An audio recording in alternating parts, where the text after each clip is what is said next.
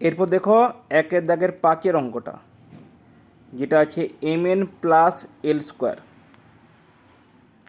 তাহলে আমরা mn plus L স্কোয়ারের হোল স্কোয়ারের মান বার করব। তবে আমরা এ সমান কত পাচ্ছি,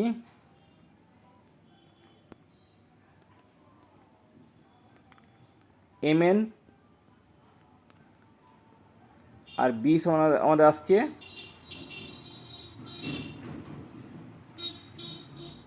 এল স্কোয়ার।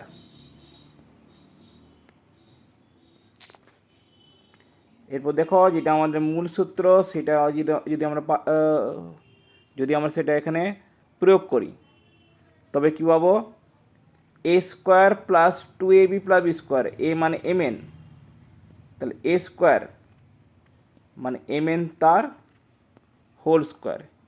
এখানে কিন্তু বন্ধনী ব্যবহার করা কিন্তু আবশ্যক, নয়তো অঙ্কটা ভুলে যাবে।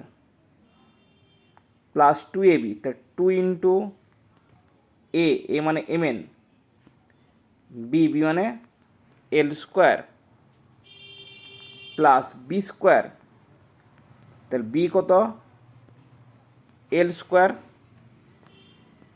যেহেতু আমাদের বি স্কোয়ার আসছে, তাই বিটা এল স্কোয়ার, তাহলে তার মাথায় আবার স্কোয়ার আসবে, সমান, তাহলে mn তার হোল স্কোয়ার মানে কি, m এর স্কোয়ার ইন্টু এন স্কোয়ার। এই কথাটা কিন্তু ভালো খেয়াল রাখবে, m ইন্টু এন দুটো গুণ আছে, তাই স্কোয়ার বসার সময় দুটোর মাথায় স্কোয়ার বসবে, একটার মাথায় শুধু নয়। 2mn এল স্কোয়ার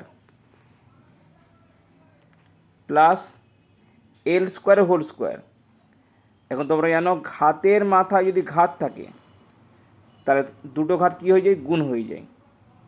তাই এখানে 2-এর সঙ্গে 2 গুণ হয়ে 4 চলে আসবে, অর্থাৎ l টু দি পাওয়ার 4।